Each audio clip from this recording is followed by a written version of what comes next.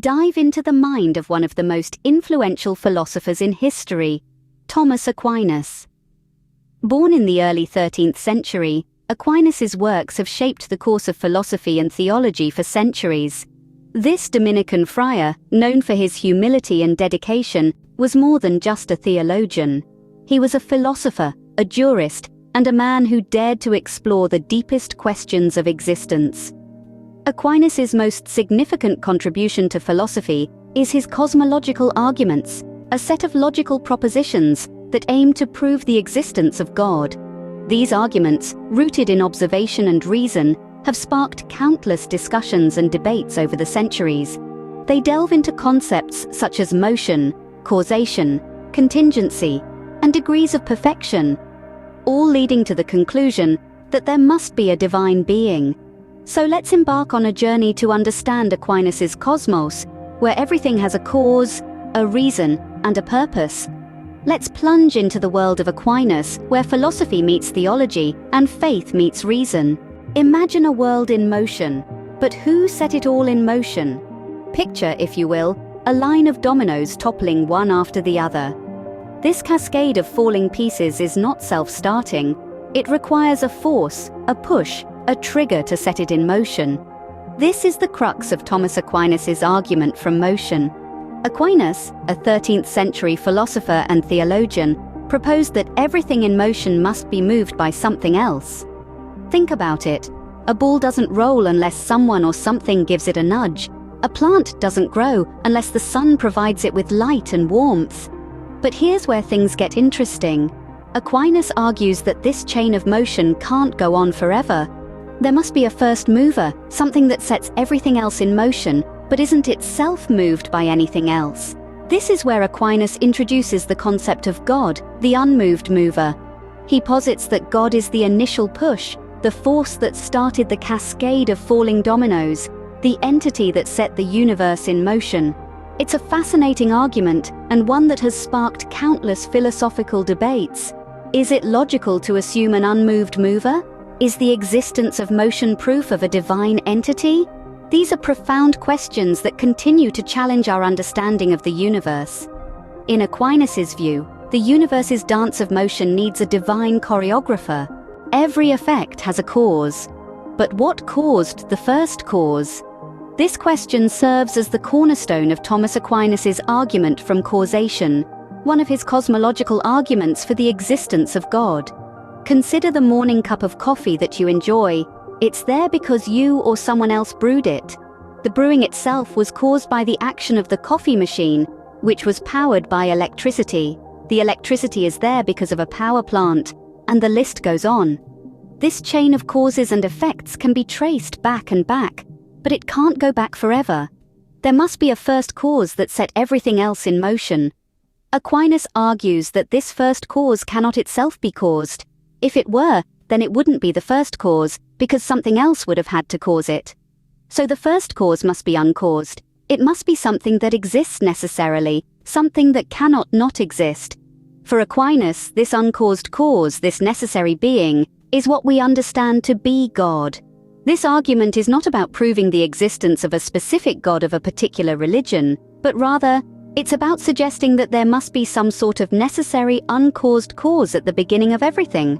For Aquinas, the endless chain of causes must have a starting point. That starting point, he proposes, is God. Think about existence. Some things exist, some don't, but why? Let's delve into Aquinas' argument from contingency to answer that question. In our everyday world, we encounter two types of beings, necessary and contingent. Necessary beings are those that must exist, that cannot not exist.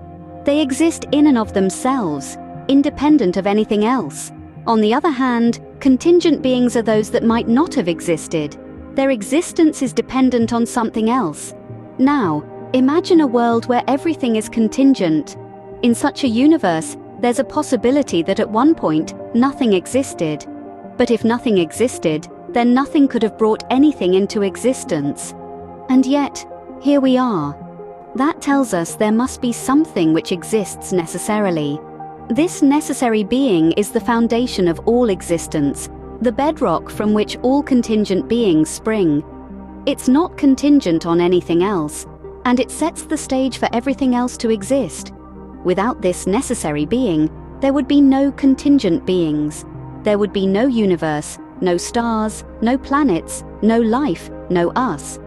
Aquinas posits that this necessary being is God, a being that exists not out of necessity from something else, but out of necessity in itself.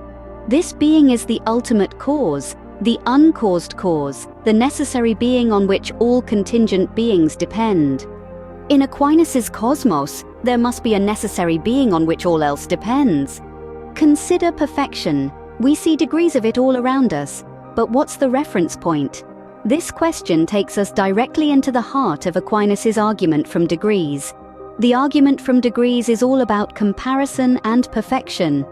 In our everyday lives, we compare things all the time. We say one painting is more beautiful than another, or one person is kinder than someone else. But to make these comparisons, we must have a standard, a benchmark, a pinnacle of perfection against which everything else is measured. Aquinas argues that this standard of perfection must exist and that it's absolute. It's not just a concept, but a being. This perfect being is the epitome of truth, goodness, beauty, and every other degree of perfection we can conceive. He believed this perfect being to be God, the ultimate reference point for all comparisons. Now, you might wonder, why can't we just compare things relative to each other? Why do we need an ultimate standard? Aquinas would respond that without an ultimate standard, all comparisons become meaningless. If there's no absolute perfection, then our judgments of more or less perfect are baseless.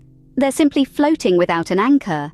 So, by observing the world around us, seeing the degrees of perfection, and realizing the necessity of a standard, Aquinas reaches the conclusion that there must be a perfect being. Aquinas sees a world of degrees, pointing towards the existence of a perfect being. Aquinas' cosmos is intricate and thought-provoking, but not without its critics.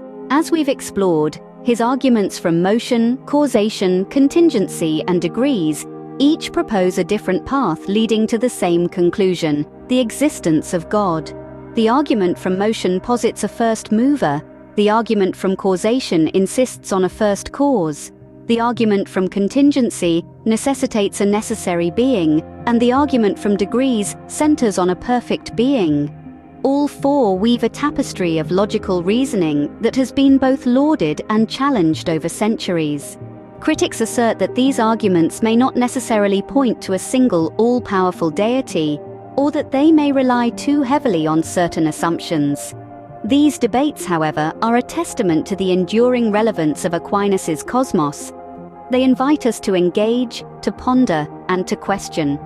Whether you agree with Aquinas or not, his cosmos offers a fascinating perspective on existence and the divine,